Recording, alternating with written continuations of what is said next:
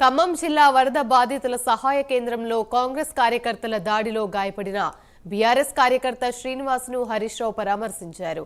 ఆయన ఆరోగ్య పరిస్థితి గురించి అడిగి తెలుసుకున్నారు. అధికార పార్టీ నాయకులు తమ నాయకులు కార్యకర్తలపై దాడులు చేయడాన్ని ఆయన తీవ్రంగా ఖండించారు.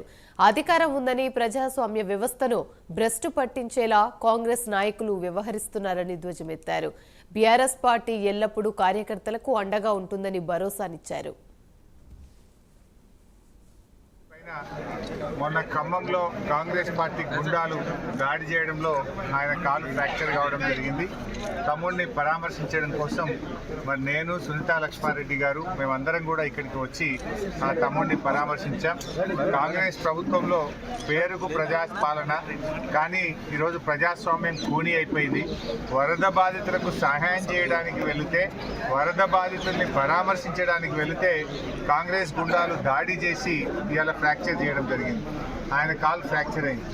గమ్మత్ ఏంటంటే ఉల్టా మళ్ళీ మా మీదనే కేసులు పెట్టారు.